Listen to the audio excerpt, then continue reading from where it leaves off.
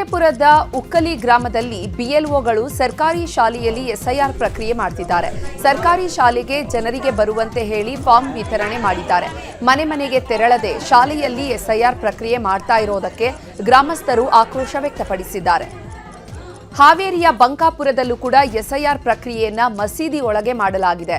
ಮೊಮಿನ್ ಮಸೀದಿ ಕಚೇರಿಯೊಳಗೆ ಬಿಎಲ್ಒಗಳು ಫಾರ್ಮ್ ಭರ್ತಿ ಮಾಡ್ತಾ ಇರುವಂತಹ ಫೋಟೋ ವೈರಲ್ ಆಗಿದೆ. ಯಾದಗಿರಿಯಲ್ಲಿ ಮತದಾರರ ಪಟ್ಟಿ ಪರಿಷ್ಕರಣೆ ಹಿನ್ನೆಲೆ ಗ್ರಾಮೀಣ ಭಾಗದಲ್ಲೂ ಕೂಡ ಸಿಬ್ಬಂದಿ ಬೇಜವಾಬ್ದಾರಿತನವನ್ನು ತೋರಿದ್ದಾರೆ. ಗುರುಮಿಟ್ಕಲ್ ಮತಕ್ಷೇತ್ರದ ಕೆಂಚಿಗಾರನಹಳ್ಳಿಯಲ್ಲಿ ಮರದ ಕೆಳಗೆ ಕುಳಿತು ದಾಖಲೆಗಳ ಪರಿಶೀಲನೆ ಮಾಡಿದ್ರು. ಬಿಎಲ್ಒ ಚುನಾವಣಾ ಆಯೋಗದ ಸಿಬ್ಬಂದಿ ಎಸ್ಐಆರ್ ಪ್ರಕ್ರಿಯೆಯಲ್ಲಿ ಅಸಡ್ಡೆ ತೋರಿದ್ದು ಒಂದೇ ಜಾಗದಲ್ಲಿ ಕೂತು ಜನರ ದಾಖಲೆ ಪರಿಶೀಲನೆ ಮಾಡುತ್ತಿದ್ದಾರೆ.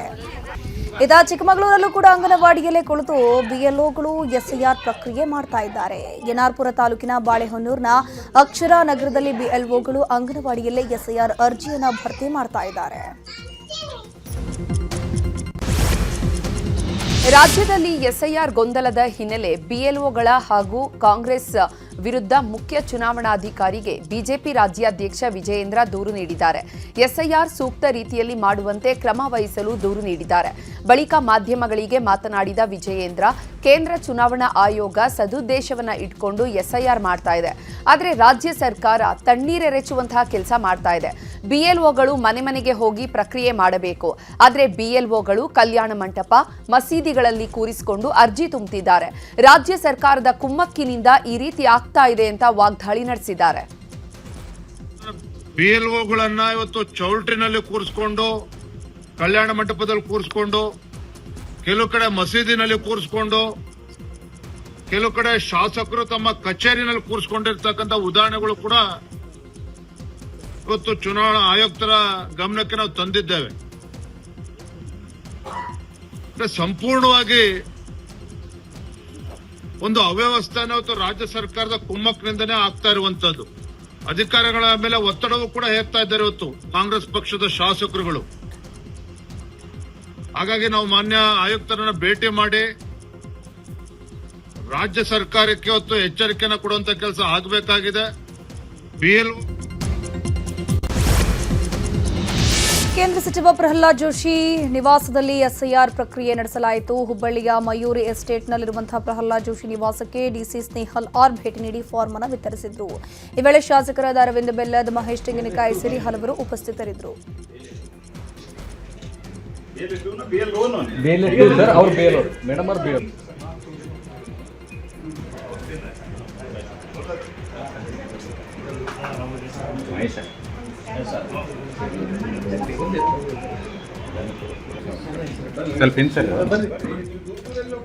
ಫಾರ್ಮ್ ವಿತರಣೆ ಸಾಮೂಹಿಕವಾಗಿ ಊಟ ಹಾಕ್ತಾರಲ್ಲ, ಸಾಮೂಹಿಕವಾಗಿ ಆ ನಮೂನೆ ನಡೆದ. ಅಲ್ಲಿ ನಮ್ಮ BLA-2 ರಾಜು ಜರ್ತಾರ್, BLA-1 ರಾಜು ಜರ್ತಾರ್ಗಿರಿದಾಗ ಹೋಗಿ ಅಬ್ಜೆಕ್ಷನ್ ಮಾಡಿದ್ದು ಏನು ಬೇಕಾದ್ ಮಾಡ್ಕೊ ಅಂತ ಹೇಳಿದ್ರು. ರೆಕಾರ್ಡ್ ಮಾಡ್ಕೊಂಡು ಹೋಗಂದ್ರೆ BLA-2ಗಳು ಸಮುದಾಯ ಭವನದಾಗ ಮಾಡ್ತಾ ಇದ್ದಾರೆ. 4 ವಾರ್ಡ್ಗಳಿಂದ ಸಾಮೂಹಿಕ ಯಾವ ಬರ್ತಾ ನಾವು ಕೊಡ್ತಾರೆ, ಪ್ಯಾಂಪ್ಲೆಟ್ ಹಂಚ್ತಾರಲ್ಲ ಚುನಾವಣೆ ಮನೆಗೆ, ಅಲ್ಲಿ ಇಲ್ಲೇ ಇವರ ಕರೆದು ಹಂಚ್ತಾ ಇದ್ದಾರೆ. ನಾವು ಕಂಪ್ಲೇಂಟ್ ಕೊಟ್ಟಿವಿ. ಅರವಿಂದ್ ಬೆಲ್ಲದವ್ರು ಕಂಪ್ಲೇಂಟ್ ಕೊಟ್ಟರು, ಮಸೀದಿ ಒಳಗೆ ಅನೌನ್ಸ್ಮೆಂಟ್ ಮಾಡ್ತಾ ಇದ್ದಾರೆ, ಇಂಥಲ್ಲಿ ಹೋಗೆಲ್ಲ SIR ಮಾಡಿಸುವರೆ ಅಂತ. ಇದು SIR ರೀತಿ ಅಲ್ಲ. ಇದು SIR ಕೇಂದ್ರವಾಗಿ ಎನ್ಯುಮರೇಷನ್ ಫಾರ್ಮ್ ಇತ್ತು. ಬಳಿಕ ಮಾತನಾಡಿದ ಜೋಶಿ, ರಾಜ್ಯದಲ್ಲಿ ಎಸ್ಐಆರ್ ಪ್ರಕ್ರಿಯೆ ಸರಿಯಾಗಿ ನಡೀತಾ ಇಲ್ಲ. ಕರ್ನಾಟಕ ಸಿಇಒರನ್ನ ಭೇಟಿಯಾಗಿ ದೂರನ್ನ ಕೊಡ್ತೀವಿ. ಸಾಮೂಹಿಕವಾಗಿ ಎಮ್ಯುನರೇಷನ್ ಫಾರ್ಮ್ ನೀಡ್ತಾ ಇದ್ದಾರೆ. ಇದು ಎಸ್ಐಆರ್ ಮಾಡೋ ರೀತಿಯಲ್ಲ. ಇದರ ವಿರುದ್ಧ ದೂರನ್ನ ಕೊಡ್ತೀವಿ ಅಂತ ಹೇಳಿದ್ರು. ಇನ್ನು ಇದೇ ವಿಚಾರವಾಗಿ ವಿಪಕ್ಷ ನಾಯಕ ಆರ್ ಅಶೋಕ್ ಹಾಗೂ ಸಂಸದ ಯದುವೀರ್ ಕೂಡ ರಿಯಾಕ್ಷನ್ ನೀಡಿದ್ದಾರೆ. ಅವ್ರಿಗೆ ಅರ್ಜಿ ಕೊಡಬೇಕು, ಅದಾದಮೇಲೆ ಅವರಿಂದ ಅರ್ಜಿಯನ್ನು ವಾಪಸ್ ಪಡೆದು ಅವರು ಒಂದೇ ಕಡೆ ವೋಟ್ ಇರಬೇಕು. ಆ ರೀತಿ ವ್ಯವಸ್ಥೆ ಮಾಡು ಅಂತ ಹೇಳಿದ್ರೆ ಇವರು ಮಸೀದಿಗಳ ಮುಂದೆ, ಏನೋ ಶಾದಿ ಮಹಲ್ಗಳ ಮುಂದೆ ಎಲ್ಲ ಕ್ಯೂ ನಿಲ್ಸ್ಕೊಂಡು ಮಾಡ್ತಾ ಇದ್ದಾರೆ. ಅಂದರೆ ಇದು ಅಕ್ರಮ ವಲಸಿಗರು ಯಾರಿದ್ದಾರೆ, ಬಾಂಗ್ಲಾದೇಶದವರು, ಪಾಕಿಸ್ತಾನದವರು, ಅವ್ರಿಗೆ ವೋಟ್ ಹಾಕ್ತಾರಲ್ಲ, ಅದಕ್ಕೋಸ್ಕರ ನೀವು ವೋಟ್ ಮಾಡ್ಕೊಳ್ಳಿ. DK ಶಿವಕುಮಾರ್ ಇನ್ನೊಂದು ಮಾತು ಹೇಳಿದ್ದಾರೆ, ನಿಮ್ಗೆ ಏನಾರ ವೋಟ್ ಮಾಡಿಸ್ಕೊಂಡಿಲ್ಲ ಅಂದರೆ ನಿಮಗೆ ಎಲ್ಲ ಫ್ರೀ ಬೀಸ್ ಎಲ್ಲ ಕಟ್ ಮಾಡ್ತೀನಿ ಅಂತ ಹೇಳಿದ್ದಾರೆ. ಅಂದರೆ ನೀವೆಲ್ಲ ಇಲ್ಲೇ ರೀ, ಬಾಂಗ್ಲಾದೇಶಕ್ಕೆ ವಾಪಸ್ ಹೋಗಬೇಡಿ ಅನ್ನೋ ಸಂದೇಶವನ್ನು ಕಾಂಗ್ರೆಸ್ ಸರ್ಕಾರ ಕೊಡ್ತಾ ಇದೆ. ಇದು ಹೇಳಿತನದ ಪರಮಾವಧಿ. ಕಡ್ಡಾಯವಾಗಿ ಮನೆಗೆ ಹೋಗಿ ಡೋರ್ ಟು ಡೋರ್ ಹೋಗಿ ಒಂದು ಫಿಸಿಕಲ್ ವೆರಿಫಿಕೇಶನ್ ಆಗಬೇಕಾಗಿರ್ತಕ್ಕಂಥದ್ದು ತಮ್ಮೆಲ್ಲರಿಗೂ ತಿಳಿದಿರ್ತಕ್ಕಂಥ ಸಂಗತಿ. ಮೈಸೂರಲ್ಲೂ ಕೂಡ ಕೆಲವು ಗಂಭೀರವಾದಂತಹ ಆರೋಪಗಳು ಬರ್ತಾ ಇದೆ. ನರಸಿಂಹರಾಜ ಕ್ಷೇತ್ರದಲ್ಲಿ ವಿಶೇಷವಾಗಿ ಇದು ಬಹಳ ಒಂದು ವ್ಯವಸ್ಥಿತ ರೀತಿಯಲ್ಲಿ ನಡೀತಾ ಇರುವಂಥದ್ದು ನಾವೆಲ್ಲರೂ ಗಮನಿಸಿದ್ವಿ. ಇದು ಅತ್ಯಂತ ಗಂಭೀರವಾದಂತಹ ವಿಚಾರ. ಹೀಗಂದ್ರೆ ಬರೀ ಅರ್ಹ ಮತದಾರರಿಗೆ ಈ ದೇಶದ ಮತ್ತು ನಮ್ಮ ರಾಜ್ಯದ ಭವಿಷ್ಯವನ್ನು ರೂಪಿಸಲಿಕ್ಕೆ ನಿರ್ಧಾರ ಮಾಡೋದಕ್ಕೆ ಒಂದು ಹಕ್ಕಿದೆ. ಏನು ಆಫೀಸರ್ಗಳು ಡೋರ್ ಟು ಡೋರ್ ಹೋಗಿ ಒಂದು ಪರಿಶೀಲನೆ ಮಾಡಬೇಕಾಗಿದೆ, door to door physical verification ಮಾಡಬೇಕಾಗಿದೆ, ಅದರಲ್ಲಿ ಸಂಪೂರ್ಣವಾಗಿ ವಿಫಲ ಆಗ್ತಾ ಇದೆ. ಎಸ್ಐಆರ್ ಪ್ರಕ್ರಿಯೆ ವಿಚಾರವಾಗಿ ಬೆಂಗಳೂರಿನಲ್ಲಿ ಮಾತನಾಡಿದ ಕೇಂದ್ರ ಸಚಿವ ಕುಮಾರಸ್ವಾಮಿ, ಕರ್ನಾಟಕದಲ್ಲಿ ನಡೆಯುತ್ತಿರುವಂತಹ ಮತದಾರ ಪರಿಷ್ಕರಣೆಯಲ್ಲಿ ಯಾವುದೇ ಅರ್ಥ ಇಲ್ಲ. ನಾನು ನಾಡಿದ್ದು ದೆಹಲಿಗೆ ಹೋಗ್ತೀನಿ, ಆಗ ಕೇಂದ್ರ ಚುನಾವಣಾ ಆಯುಕ್ತರನ್ನ ಭೇಟಿ ಮಾಡಿ ಇಲ್ಲಿ ನಡೆದಿರುವಂತಹ ಎಲ್ಲ ಪ್ರಕ್ರಿಯೆಯನ್ನ ಅವರಿಗೆ ಹೇಳ್ತೇನೆ. ಹಾಗೆ ಪಾರದರ್ಶಕ ಪರಿಷ್ಕರಣೆ ಮಾಡುವಂತೆ ಮನವಿ ಮಾಡ್ತೇನೆ ಅಂದಿದ್ದಾರೆ.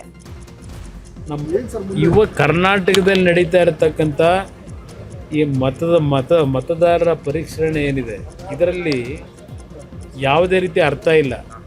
ಒಂದು ಕಡೆ ಈಗ ಆಗಿರತಕ್ಕಂಥ ಪ್ರಕ್ರಿಯೆಯನ್ನು ಸಂಪೂರ್ಣವಾಗಿ ರದ್ದುಗೊಳಿಸಬೇಕು ಅಂತಕ್ಕಂಥದ್ದು ನಮ್ಮ ಒಂದು ಆಗ್ರಹ ಇದೆ. ನಾನು ಸಾಧ್ಯ ಆದರೆ ನಾಡಿದ್ದು ಡೆಲ್ಲಿಗೆ ಹೋಗ್ತೀನಿ.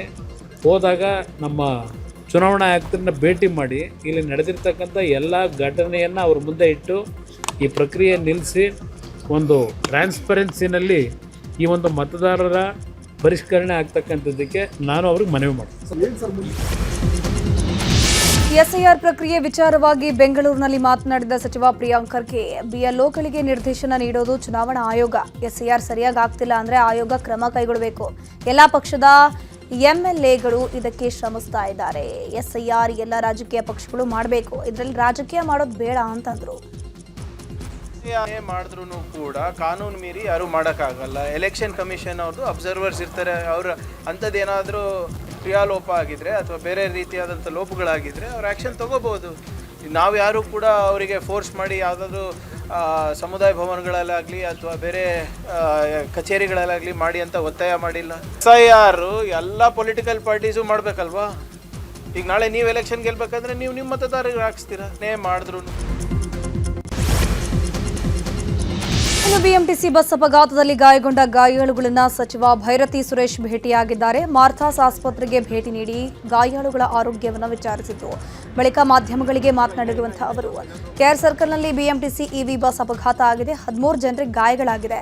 ಚಾಲಕ ಸೇರಿ ಇನ್ನಿಬ್ಬರ ಸ್ಥಿತಿ ಗಂಭೀರವಾಗಿದೆ. ಡ್ರೈವರ್ನ ಮಾತನಾಡಿಸಿದೆ. ಅವರು ಮಳೆ ಜಾಸ್ತಿ ಬರ್ತಾ ಇತ್ತು, ಬ್ರೇಕ್ ಸರಿಯಾಗಿ ಹಿಡಿದಿರಲಿಲ್ಲ ಅಂತ ಹೇಳಿದ್ದಾರೆ. ಎಲ್ಲ ಗಾಯಾಳುಗಳ ಚಿಕಿತ್ಸೆ ವೆಚ್ಚವನ್ನು ನಾನು ಭರಿಸ್ತೀನಿ ಅಂತಂದ್ರು.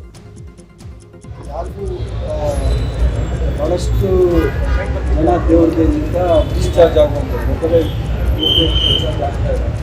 13 ಜನ ಡಿಸ್ಚಾರ್ಜ್ ಆಗ್ತಾ ಇದ್ದಾರೆ. ಇನ್ನು 3 ಜನ ಇವರು ಅಭಿಷೇಕ್ ಮತ್ತು ಶರಣಮ್ಮ ಮತ್ತು ಬಾಬುಜಿ ಇವರಿಗೆ ಸ್ವಲ್ಪ CT ಸ್ಕ್ಯಾನ್ ಎಲ್ಲ ಮಾಡ್ತಾ ಇದ್ದಾರೆ. ಆದ್ರೂ ನಾವು ಮುಂದೆ ಅವರಿಗೆ ಮಾಡಬೇಕು. MRI CT ಸ್ಕ್ಯಾನ್ ಎಲ್ಲ ಮಾಡಿಸಿ ನಮ್ಮ ಇಲಾಖೆಯಿಂದ ಅವರಿಗೆ ಏನೇನು ಸೌಲಭ್ಯ ಸಿಗಬೇಕು.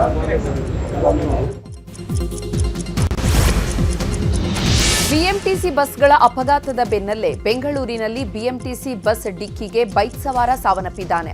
ನಾಗಾರ್ಜುನ ಮೃತ ಬೈಕ್ ಸವಾರ.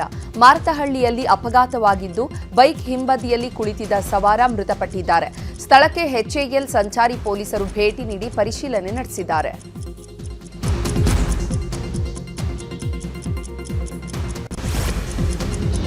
ಇನ್ನು ಬಿಎಂಟಿಸಿ ಎಲೆಕ್ಟ್ರಿಕ್ ಬಸ್ಗಳೇ ಹೆಚ್ಚು ಅಪಘಾತ ಆಗ್ತಿದೆ. ಕಳೆದ 3 ವರ್ಷದಲ್ಲಿ ಇವಿ ಬಸ್ಗೆ 36 ಮಂದಿ ಬಲಿಯಾಗಿದ್ದಾರೆ. ಹೊರಗುತ್ತಿಗೆ ಆಧಾರದಲ್ಲಿ ಇವಿ ಬಸ್ ಚಾಲಕರು ಕೆಲಸ ಮಾಡ್ತಾ ಇದ್ದು, ಇವಿ ಚಾಲಕರ ನೇಮಕಾತಿ ಸಮಯದಲ್ಲಿ ಸರಿಯಾದ ಮಾನದಂಡ ಪಾಲಿಸದ ಆರೋಪ ಕೂಡ ಕೇಳಿಬಂದಿದೆ. 3 ವರ್ಷದ ಅನುಭವ ಇದ್ದವರನ್ನ ನೇಮಕ ಮಾಡಿಕೊಳ್ತಾ ಇದ್ದು, ಕೆಲ ಚಾಲಕರಿಗೆ ಮಾತ್ರ ನಿಗಮದಿಂದ 15 ದಿನಗಳ ಟ್ರೈನಿಂಗ್ ನೀಡಲಾಗ್ತಿದೆ. ಹೀಗಾಗಿ ಇವಿ ಬಸ್ಗಳ ಅಪಘಾತದ ಸಂಖ್ಯೆ ಹೆಚ್ಚಾಗ್ತಿದೆ ಅಂತ ಹೇಳಲಾಗ್ತಾ ಇದೆ. ಕೆಎಸ್ಆರ್ಟಿಸಿ ಬಸ್ ಪಲ್ಟಿಯಾಗಿ 8 ಜನರಿಗೆ ಗಂಭೀರ ಗಾಯವಾಗಿರುವಂತಹ ಘಟನೆ ಚಿಕ್ಕಬಳ್ಳಾಪುರದ ಮುದ್ದೇನಹಳ್ಳಿ ಸಮೀಪದ ವಿಟಿಯು ಕ್ಯಾಂಪಸ್ ಬಳಿಯಲ್ಲಿ ನಡೆದಿದೆ. ಈ ಘಟನೆಯಲ್ಲಿ 8 ಜನರಲ್ಲಿ 3 ಸ್ಥಿತಿ ಚಿಂತಾಜನಕವಾಗಿದೆ. ದೊಡ್ಡಬಳ್ಳಾಪುರದಿಂದ ಚಿಕ್ಕಬಳ್ಳಾಪುರಕ್ಕೆ ಬರ್ತಾ ಇದ್ದಂತಹ ವೇಳೆ ಟಿಪ್ಪರ್ ತಪ್ಪಿಸಲು ಹೋಗಿ ಬಸ್ ಪಲ್ಟಿ ಹೊಡೆದಿದೆ. ಸತ್ಯಸಾಯಿ ಮುದ್ದೇನಹಳ್ಳಿ ಆಸ್ಪತ್ರೆಗೆ ಗಾಯಾಳುಗಳನ್ನು ಶಿಫ್ಟ್ ಮಾಡಿದ್ದು, ಸ್ಥಳಕ್ಕೆ ಎಸ್ಪಿ ಕುಶಾಲ ಚೌಕ್ಸೆ ಭೇಟಿ ನೀಡಿ ಪರಿಶೀಲನೆ ನಡೆಸಿದ್ದಾರೆ. ಬೆಂಗಳೂರಿನಲ್ಲಿ ಯುವತಿ ಮೇಲೆ ಅತ್ಯಾಚಾರ ಆರೋಪ ಕೇಳಿಬಂದಿದೆ. ಪಾರ್ಟಿ ಮಾಡೋ ನೆಪದಲ್ಲಿ ಪರಿಚಯಸ್ಥರೇ ಯುವತಿಯನ್ನ ಕರೆಸಿ ಅತ್ಯಾಚಾರ ಮಾಡಿದ್ದಾರೆ ಅಂತ ದೂರು ದಾಖಲಾಗಿದೆ. ತಲಘಟ್ಟಪುರದ ಮಾರುತಿ ನಗರದಲ್ಲಿ ನಿನ್ನೆ ಸಂಜೆ ಘಟನೆ ನಡೆದಿರುವುದು. ಘಟನೆ ಬಗ್ಗೆ ಸಂತ್ರಸ್ತೆ 112ಗೆ ಕರೆ ಮಾಡಿ ಮಾಹಿತಿಯನ್ನು ಕೊಟ್ಟಿದ್ದಾಳಂತೆ. ಕೂಡಲೇ ಸ್ಥಳಕ್ಕೆ ಆಗಮಿಸಿದ ಪೊಲೀಸರು ಸ್ನೇಹಿತ ಸೋಮಶೇಖರ್ ಸೇರಿದಂತೆ 5ರನ್ನು ಅರೆಸ್ಟ್ ಮಾಡಿದ್ದಾರೆ. ತಲಘಟ್ಟಪುರ ಪೊಲೀಸ್ ಠಾಣೆಯಲ್ಲಿ ಪ್ರಕರಣ ಕೂಡ ದಾಖಲಾಗಿದೆ. ತಲೆ ಸುತ್ತು ಬಂದು ಮೆಟ್ರೋ ಹಳಿಗೆ ಮಹಿಳೆಯೊಬ್ಬರು ಬಿದ್ದಿರುವಂತಹ ಘಟನೆ ಬೆಂಗಳೂರಿನ ರಾಜಾಜಿನಗರ ಮೆಟ್ರೋ ನಿಲ್ದಾಣದಲ್ಲಿ ನಡೆದಿದೆ. ಮೆಟ್ರೋ ಬರ್ತಾ ಇದ್ದಂತೆ ಮಹಿಳೆ ಕುಸಿದು ಹಳಿ ಮೇಲೆ ಬಿದ್ದಿದ್ದಾರೆ. ತಕ್ಷಣವೇ ಲೋಕೋ ಪೈಲಟ್ ಮೆಟ್ರೋ ನಿಲ್ಲಿಸಿದ್ದು ಮಹಿಳೆಯನ್ನ ಸಿಬ್ಬಂದಿ ರಕ್ಷಿಸಿದ್ದಾರೆ. ಸದ್ಯ ಘಟನೆ ಬಗ್ಗೆ ಸುಬ್ರಹ್ಮಣ್ಯಪುರ ಪೊಲೀಸರು ತನಿಖೆ ನಡೆಸ್ತಾ ಇದ್ದು, ಈ ವೇಳೆ ಮಹಿಳೆ ತಲೆ ಸುತ್ತಿ ಬಂದು ಬಿದ್ದಿರೋದಾಗಿ ಹೇಳಿಕೆಯನ್ನು ನೀಡಿದ್ದಾರೆ.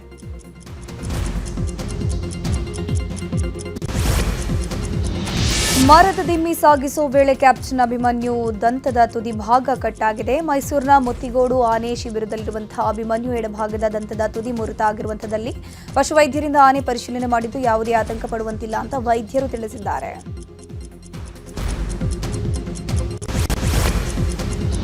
ಬಿಡದಿ ಟೌನ್ಶಿಪ್ ಜಟಾಪಟಿ ಮುಂದುವರೆದಿದೆ. ಯೋಜನೆ ಪರ ರೈತರು ಹಾಗೂ ಸ್ಥಳೀಯ ಮುಖಂಡರು ರಸ್ತೆ ತಡೆದು ಪ್ರತಿಭಟನೆ ನಡೆಸುತ್ತಿದ್ದಾರೆ. ಶೀಘ್ರವಾಗಿ ಇನ್ನುಳಿದ 6 ಕಂದಾಯ ಗ್ರಾಮಗಳ ಅಂತಿಮ ಅಧಿಸೂಚನೆ ಹೊರಡಿಸುವಂತೆ ಒತ್ತಾಯಿಸಿ ಪ್ರತಿಭಟನೆ ಮಾಡುತ್ತಿದ್ದಾರೆ. ಕಳೆದ 20 ವರ್ಷದಿಂದ ನಮ್ಮ ಭೂಮಿ ರೆಡ್ ಝೋನ್ನಲ್ಲಿ ಇದೆ. ಈ ಭಾಗದ ರೈತರು ರೆಡ್ ಝೋನ್ ಭೂತದಿಂದ ವನವಾಸ ಅನುಭವಿಸುತ್ತಿದ್ದಾರೆ. ಆದರೂ ಕೂಡ ಇದರಲ್ಲಿ ಕುಮಾರಸ್ವಾಮಿ ರಾಜಕೀಯ ಮಾಡ್ತಿದ್ದಾರೆ ಅಂತ ಪ್ರತಿಭಟನಾಕಾರರು ಆಕ್ರೋಶ ವ್ಯಕ್ತಪಡಿಸಿದ್ದಾರೆ.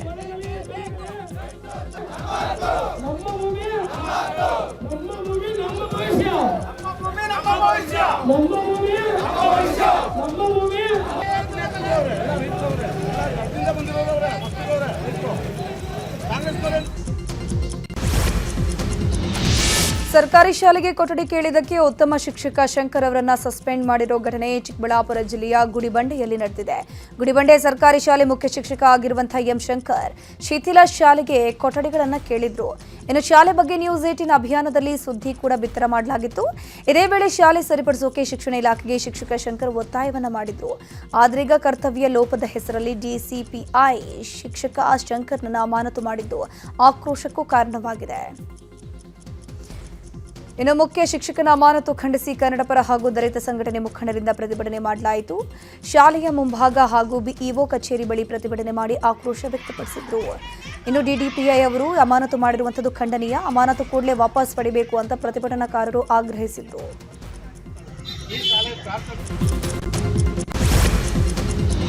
ಬೆಂಗಳೂರಿನಲ್ಲಿ ಫುಟ್ಪಾತ್ ಕಾರ್ಯಾಚರಣೆ 4ನೇ ದಿನವೂ ಮುಂದುವರೆದಿದೆ. ಬೆಂಗಳೂರಿನ ಆಸ್ಟಿನ್ ಟೌನ್ನಲ್ಲಿ ಕಾರ್ಯಾಚರಣೆ ನಡೆಸಲಾಗ್ತಾ ಇದೆ. ಅನಧಿಕೃತವಾಗಿ ಪಾದಚಾರಿ ಮಾರ್ಗ ಒತ್ತುವರಿ ಮಾಡಿದವರನ್ನ ತೆರವು ಮಾಡಲಾಗ್ತಾ ಇದೆ. ಶಾಂತಿನಗರ ವಿಧಾನಸಭಾ ಕ್ಷೇತ್ರದ ಮುಖ್ಯ ರಸ್ತೆ ಸೇರಿದಂತೆ ಹಲವೆಡೆ ಇಂದು ತೆರವು ಕಾರ್ಯಾಚರಣೆ ಮಾಡಲಾಗ್ತಾ ಇದೆ. ಪಾದಚಾರಿ ಮಾರ್ಗ ಮುಕ್ತ ಆಗ್ತಾ ಇರೋ ಬಗ್ಗೆ ನಾಗರಿಕರು ಹರ್ಷ ವ್ಯಕ್ತಪಡಿಸುತ್ತಿದ್ದಾರೆ.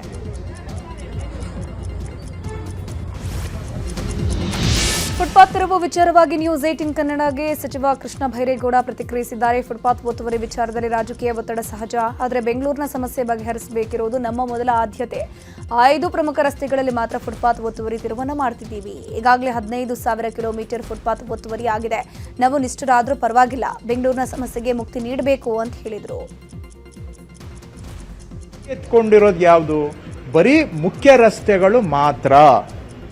ಸ್ಪಷ್ಟವಾಗಿ ಹೇಳ್ತಾ ಇದ್ದೇನೆ, ಬೆಂಗಳೂರಲ್ಲಿ ಒಟ್ಟು 15,000 ಕಿಲೋಮೀಟರ್ ಇದೆ.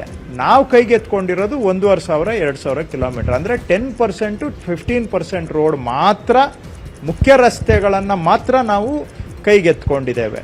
ಅದರಲ್ಲಿ ಇವುಗಳನ್ನೆಲ್ಲವನ್ನು ಕೂಡ ತೆರವು ಮಾಡ್ತಾ ಇದ್ದೇವೆ. ನೋಡಿ, ಒತ್ತಡ ಇದ್ದೇ ಇರ್ತದೆ, ಒತ್ತಡ ಇಲ್ಲ ಅಂತ ನಾವು ಹೇಳಲಿಕ್ಕೆ ಆಗೋದಿಲ್ಲ. ಬೆಂಗಳೂರು ಸುಧಾರಣೆ ಆಗಬೇಕು ಅಂದರೆ ಯಾರೋ ಒಬ್ಬರು ಈಗ ನಾವು ನಿಷ್ಠುರ ಆಗಬೇಕಾಗತ್ತೆ.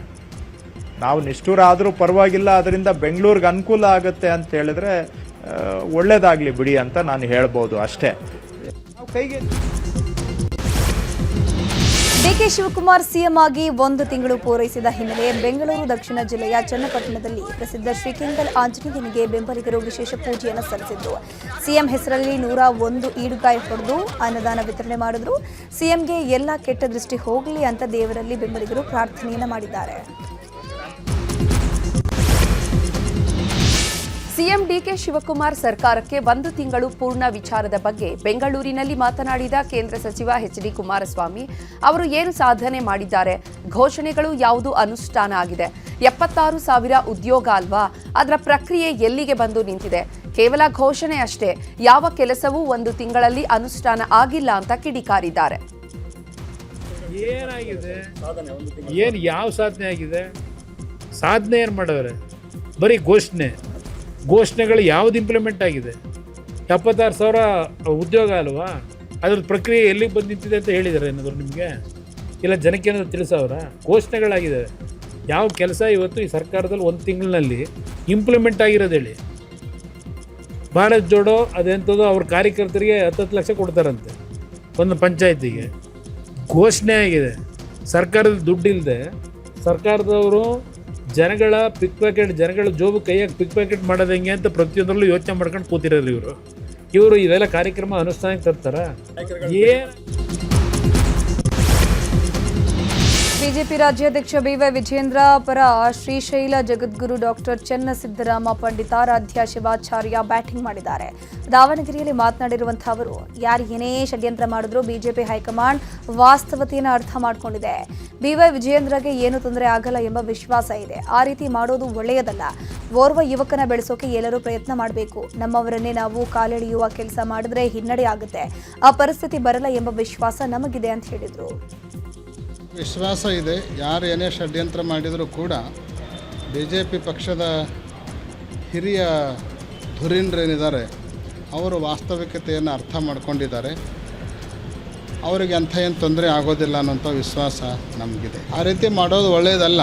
ಒಬ್ಬ ಯುವ ನಾಯಕನನ್ನು ಬೆಳೆಸಲಿಕ್ಕೆ ಎಲ್ಲರೂ ಪ್ರಯತ್ನ ಮಾಡಬೇಕೇ ಹೊರತು ಷಡ್ಯಂತ್ರ ಮಾಡಿ ನಮ್ಮವರನ್ನೇ ನಾವು ಕಾಲು ತೊಳೆಯುವಂತಹ ಅಥವಾ ಕಾಲೆಳೆಯುವಂತಹ ಪ್ರಯತ್ನವನ್ನು ಮಾಡೋಣದರಿಂದ ಪಕ್ಷಕ್ಕೂ ತೊಂದರೆ ಆಗುತ್ತೆ, ಆಮೇಲೆ ಎಲ್ಲ ದೃಷ್ಟಿಯಿಂದ ಕೂಡ ಹಿನ್ನಡೆ ಆಗುತ್ತೆ. ಅದಕ್ಕೆ ಆ ರೀತಿ ಮಾಡಬಾರ್ದು ಅನ್ನುವಂಥ ಕಿವಿ ಮಾತನ್ನು ಹೇಳಲಿಕ್ಕೆ ಬಯಸ್ತೀನಿ. ಅರಿವಿನ ಮನೆ ಪಕ್ಕದಲ್ಲೇ ಗವಿ ಮನೆ ಇದೆ ಎಂದು ಭಾಲ್ಕಿ ಶ್ರೀ ಡಾಕ್ಟರ್ ಬಸವಲಿಂಗ ಪಟ್ಟದೇವರ ಹೇಳಿಕೆಯನ್ನು ಕೊಟ್ಟಿದ್ದಾರೆ. ಇದಕ್ಕೆ ಬಸವೇಶ್ವರ ದೇವಸ್ಥಾನ ಆಡಳಿತ ಮಂಡಳಿ ಆಕ್ರೋಶ ವ್ಯಕ್ತಪಡಿಸಿದೆ. ಈ ಕುರಿತು ಬೀದರ್ನ ಬಸವ ಕಲ್ಯಾಣದಲ್ಲಿ ಸುದ್ದಿಗೋಷ್ಠಿ ನಡೆಸಿದ ಸಮಿತಿಯ ಸದಸ್ಯರು ಶ್ರೀಗಳ ವಿರುದ್ಧ ಅಸಮಾಧಾನ ಹೊರಹಾಕಿದ್ದಾರೆ. ಶ್ರೀಗಳು ಅನಗತ್ಯ ವಿವಾದವನ್ನ ಸೃಷ್ಟಿ ಮಾಡ್ತಿದ್ದಾರೆ. ಈ ವರ್ತನೆ ಸರಿಯಲ್ಲ. ಯಾರೇ ಆಗಲಿ ಸಮಾಜದಲ್ಲಿ ಸಾಮರಸ್ಯ ಮೂಡಿಸುವ ಕೆಲಸ ಮಾಡಬೇಕು ಅಂದಿದ್ದಾರೆ. ನಾವು 80 ವರ್ಷ ನಾವು ಸಂಸ್ಥಾ ಸ್ಥಾಪನೆ ಮಾಡಿದ್ದೆವು. ನಾವು ಇವತ್ತಿನ ನೋಡ್ಕೊತಾ ಬಂದೆವು. ಅಲ್ಲಿ ಯಾವುದೂ ಬೋರ್ಡ್ ಇಲ್ಲ. ಇವ್ರು ಬಾಲ್ಕಿ ಸಿರೋ ಅದಕ್ಕಿಂತಂತೂ ನೋಡಿದೆ ಅಂತ ಹೇಳ್ತಾರೆ. ನಾವು ಮೊದಲು ನಾವೇ 30-40 ವರ್ಷ ಇತ್ತು. ನಮ್ಮ ತಿರುಗಳು 80 ವರ್ಷ ಇತ್ತು. ನಾವಲ್ಲಿ ಯಾವುದೂ ಇವತ್ತಿನ ಬೋರ್ಡ್ ಇರಲಿಲ್ಲ. ಮತ್ತು ಇರಬೇಕಾದ್ರೂ 2005ನಲ್ಲಿ ಪ್ರಾಧಿಕಾರದವರು ಮಾಡ್ಯಾರ. ಅದರೆಲ್ಲ ಶರಣು ಲಿಸ್ಟ್ ಇದೆ. ಅದರ 29 ಲಿಸ್ಟ್ ಇದೆ. ಅದರಲ್ಲಿ ಹಡಪಡಿ ಇರಬೇಕಲ್ಲ ಅದ್ರ ಇದ್ದಿದ್ದು. BKDB ಅವರು ಬೋರ್ಡ್ ಹಚ್ಚಿದ್ದಾರ. ಇವ್ರು ಮುದ್ದಪ್ಪಡಿ ತೆಗೆದಿದೆ ಅಂತ ಹೇಳಿದ್ರು. ಮುದ್ದಪ್ಪಡಿ ತೆಗೆದಿದ್ದಲ್ಲ. ಅದಕ್ಕಿಂತ ಎಲ್ಲಕ್ಕಿಂತ ಬಸವೇಶ್ವರ ಅರಮನೆದು ಒಂದು ಬೋರ್ಡ್ ಇದೆ. ಎಲ್ಲಕ್ಕಿಂತ ಹಳೆದ ಬೋರ್ಡ್ ಇದೆ ಅಲ್ಲಿ. ಅದು ಬಸವೇಶ್ವರ ಅರಮನೆ ಅಂತಿದೆ. BKDB ಅವರು ಬೋರ್ಡ್ ಹಚ್ಚಿದ್ದಾರೆ. ಬಸವೇಶ್ವರ ಅರಮನೆ ಗಂಗಾಮಗಿಲಿನ ಬೋರ್ಡ್ ಇದೆ. ಮಾಡಬೇಕಾದ್ರೆ ಅವರೇ ಮಾಡ್ಬೇಕಾದಲ್ಲ. BKDB ಅವರೇ ಮಾಡಬೇಕು. ಮತ್ತು ಅವರೇ ತೆಗಿಬೇಕಲ್ರಿ. ಮತ್ತೆ ಈಗ ಇವ್ರಿಗೆ ಹೇಗೆ ಹೇಳ್ತಾರ? ರಾಜಕಾರಣದವ್ರಿಗೆ ಕೇಳ್ಬೇಕು. ಅವ್ರ ಇದೇನಿಲ್ಲ, ಅವರೇ ಬೋರ್ಡ್ ಹಚ್ಚಿದಾರಲ್ಲ. ನಾವು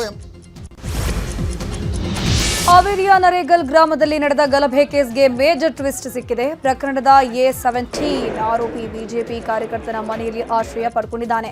ಆರೋಪಿ ಶೌಕತ್ ಅಲಿ ನೆಗಳೂರಾಗೆ ಮಧು ಪಾಟೀಲ್ ಯತ್ನಳ್ಳಿ ತಮ್ಮ ಮನೆಯಲ್ಲಿ ಆಶ್ರಯ ಕೊಟ್ಟಿದ್ದಾರೆ. ತಡರಾತ್ರಿ ಕಾರ್ಯಾಚರಣೆ ಮಾಡಿ ಆರೋಪಿಯನ್ನು ಪೊಲೀಸರು ಅರೆಸ್ಟ್ ಮಾಡಿದ್ದಾರೆ.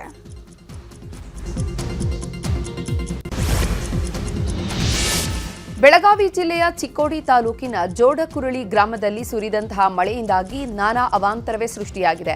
ಭಾರೀ ಮಳೆಗೆ ಗಂಗವ್ವ ವರಾಳೆ ಎನ್ನುವವರಿಗೆ ಸೇರಿದ ಗೋಡೆ ಬಿದ್ದಿದ್ದು ಮನೆಯಲ್ಲಿದ್ದ 7 ಜನರು ಪ್ರಾಣಾಪಾಯದಿಂದ ಪಾರಾಗಿದ್ದಾರೆ. ಇನ್ನು ಧಾರವಾಡದಲ್ಲೂ ಕೂಡ ತುಂತುರು ಮಳೆಯಾಗ್ತಾ ಇದ್ದು ನಗರ ಸೇರಿದಂತೆ ಹಲವು ಗ್ರಾಮೀಣ ಪ್ರದೇಶದಲ್ಲಿ ಮಳೆಯಾಗ್ತಾ ಇದ್ದು ಕೃಷಿ ಚಟುವಟಿಕೆಗಳು ಗರಿಗೆದರಿದ್ದು ರೈತರ ಮೊಗದಲ್ಲಿ ಸಂತಸ ಮೂಡಿದೆ. ಎಲ್ನಿನೋ ಎಫೆಕ್ಟ್ ಹಿನ್ನೆಲೆಯಲ್ಲಿ ಜಿಲ್ಲೆಯಲ್ಲಿ ಬರದ ಛಾಯೆ ಆವರಿಸಿದೆ. ಈ ಬಗ್ಗೆ ಬಾಗಲಕೋಟೆಯಲ್ಲಿ ಮಾತನಾಡಿದ ಮಾಜಿ ಸಚಿವ RB ತಿಮ್ಮಾಪುರ, ನಾನು ರೈತ ಬಂಧುಗಳಲ್ಲಿ ವಿನಂತಿ ಮಾಡ್ತೀನಿ, ನೀರು ಹೆಚ್ಚಬೇಕಾದ ಬೆಳೆಯನ್ನ ಬೆಳೆಯೋಕೆ ಹೋಗಬೇಡಿ. ಡ್ಯಾಮ್ ನೀರನ್ನು ನಂಬಿ ನೀವು ಬೆಳೆ ಹಾಕೋದು ಬೇಡ. ಡ್ಯಾಮ್ಗಳು ಖಾಲಿ, ನದಿಗಳು ಖಾಲಿ ಆಗಿದೆ. ಹೀಗಾಗಿ ಹೆಚ್ಚು ನೀರು ಬಳಸುವ ಬೆಳೆ ಹಾಕಬೇಡಿ ಅಂತ ರೈತರಲ್ಲಿ ಮನವಿಯನ್ನು ಮಾಡಿಕೊಂಡಿದ್ದಾರೆ. ಹುಬ್ಬಳ್ಳಿ ಧಾರವಾಡ ಮಹಾನಗರ ಪಾಲಿಕೆ ಮತ್ತೆ ಬಿಜೆಪಿ ತೆಕ್ಕೆಗೆ ಸೇರಿದೆ. ಮೇಯರ್ ಆಗಿ ದುರ್ಗಮ್ಮ ಬಿಜವಾಡ ಆಯ್ಕೆಯಾಗಿದ್ದು, ಉಪಮೇಯರ್ ಆಗಿ ರತ್ನಾಬಾಯಿ ನಾಜರೆ ಆಯ್ಕೆಯಾಗಿದ್ದಾರೆ.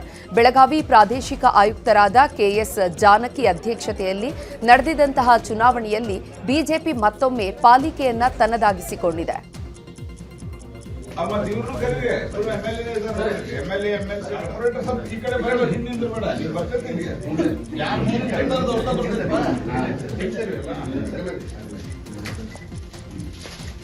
ನಾವು ಚುನಾವಣಾ ಪ್ರಕ್ರಿಯೆಯನ್ನ ಆರಂಭಿಸ್ತಾ ಇದ್ದೀವಿ.